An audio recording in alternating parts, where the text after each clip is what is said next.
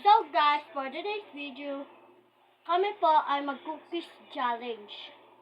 And sa unang pagsubok ay mga madali-dali lang pong quiz. And tama po o mali lang po ang sabihin natin. Kung tama man po, kunyari po, siya po ay tinanong ko po, tapos tama po yung sinagot niya,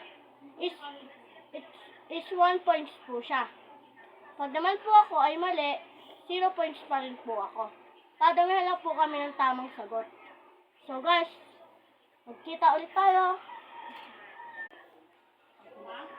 Babato-batabi kami guys, kung sino ko nang magtatanong.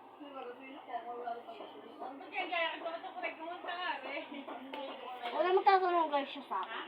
Pag may napako na bata, ano ang dapat mong gawin? A. Tutulungan. A. Pagtatawanan. A. Maalis ka lang. Want to silang daw po. And ang tamang sagot po is A po. Dahil po, tutulungan po natin siya upang magkaroon po tayo ng tamang expression sa ating mga kasama. Kaya po may napako pong bata. Is, tutulungan pa natin sila. And tama po. Tama po ako. And 1 points na po ako.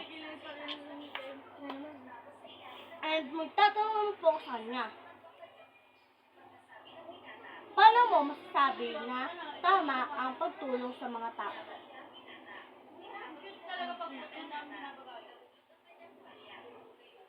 A. Di tama. B. Tama.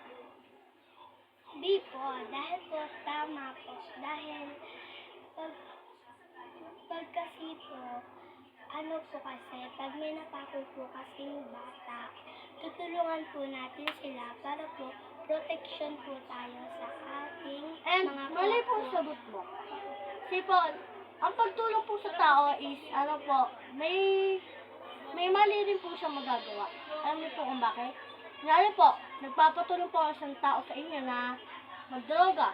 Bawal po yun. Bawal po makikisama ka sa mga tao na, na tutulungan mo po sila ng mga tao. Mas mali po yung sagot niyo. Bawal rin pong sumama sa mga, kunyari po, tutulungan yung mga tao. Paano pong maling gawain yung pwede nyo itulong sa kanila? Hindi po. Bawal po kasi yun. Sige po, tama na po siya. Yaman yan. Tig 1 points na po kami. Ang tatanungin naman niya ako.